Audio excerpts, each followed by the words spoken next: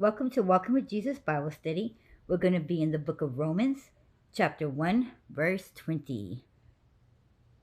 There we go. For the invisible things of him from the creation of the world are clearly seen, being understood by the things that are made, even his eternal power and Godhead, so that they are without an excuse. For the invisible things of him from the creation of the world are clearly seen, being understood by the things that are made, even his eternal power and Godhead, so that they are without an excuse. Paul here asserts that the attributes of God, such as his power and authority, are clearly revealed in the created world. All men have this witness, rendered them inexcusable before God when they rebel against him. The witness of the conscience. God's law written in every man's heart also renders all without an excuse. What we may call natural revelation does not lend saving light as does special revelation from the Bible, but it does dominate any possible excuse men might make. We cannot deny that we know that there's something inside of us when we're doing something. Ooh, is that right? Was it wrong? The guilt that we feel when we do something that we know we should have not have done takes a toll on us. It eats at us. You know, even if you don't even want to believe in God and such things, but how many times you sit there and you spend way too much money and you can't go to sleep because it's just eating at your mind, the worries and the stress of like, oh, I overspent and I hope this is going to work out. I don't know if that came through. I didn't do the math right. This and that, it will eat at you and nag at you. Sometimes the comments that you make might have been a little bit too harsh. So it eats at you. Oh man, they're going to mistake it the wrong way. And oh, that came off too harsh and I probably shouldn't have said that.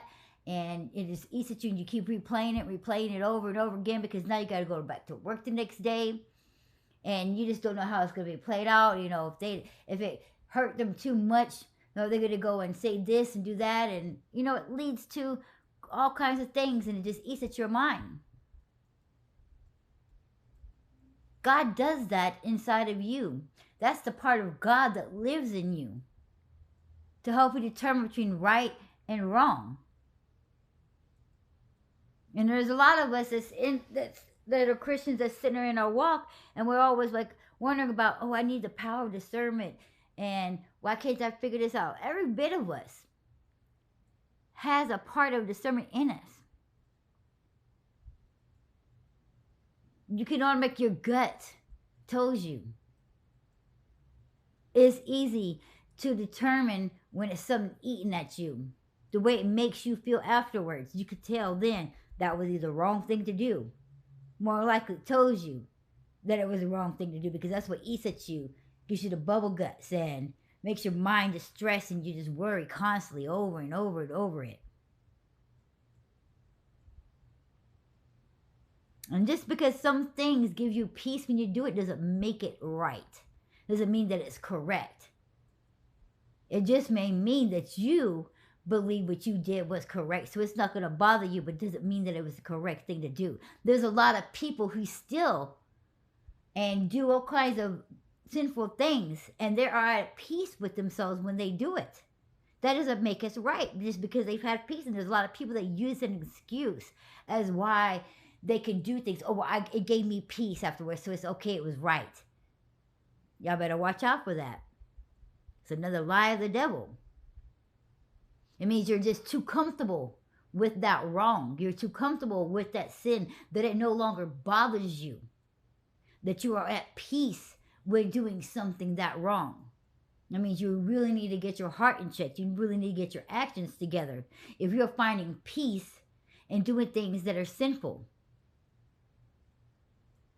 Just because you're at peace does not make it correct.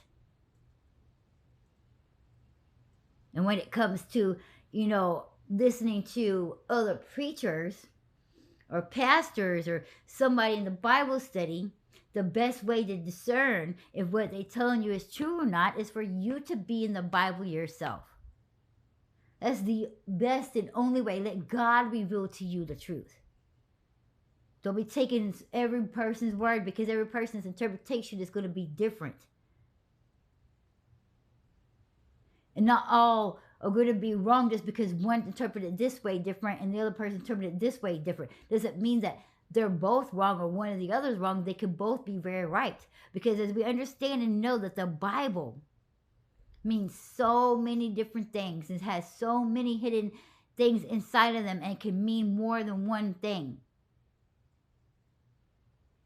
And God could have revealed to this person, hey, not guess what? Not only does this mean this, but I also mean this when I'm saying it.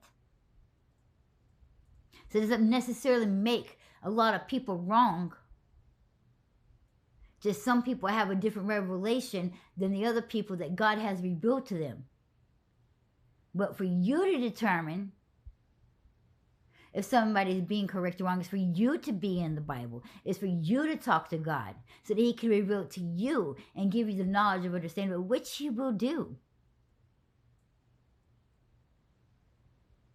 There's a trick of you was to read something over and over again. If you don't quite understand that, read it again, go over it, read over it until it clicks. Get into a prayer and say, God, I don't understand that. Like, I get this part, but God, why does it say this after that? I don't understand that. That sounds horrible. That just sounds rude.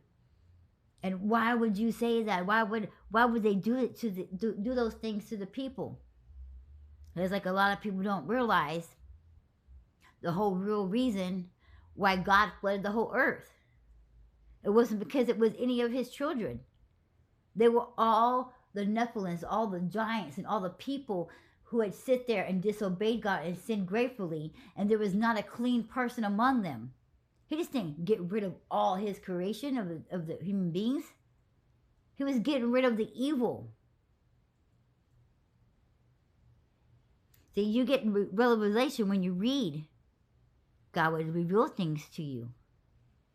And so there may be some things in there a lot of people complain about and be like, well, I don't understand this and I don't understand that. And well, the Bible has contradictions because it says it this way. Then when you go into this book, it says this way, or the name had changed a little bit, or the misspelling of the name that gives it contradiction. You got to realize there is more than one side of the story. Not only that, but when you have somebody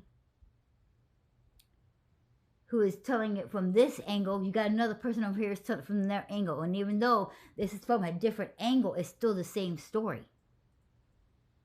It doesn't contradict itself. It's being told from that person's side of it. It's being told from that person's angle of it.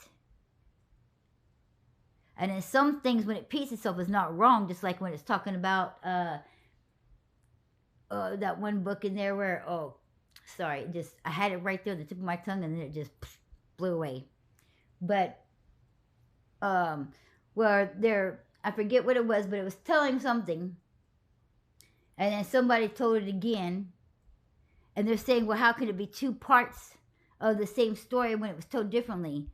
No, what happened was it was to be told differently, and I think it has to do with Noah's Ark, but how it was doing something. But basically what it was is, the creation, something with the creation of, how Adam and Eve was born on this day.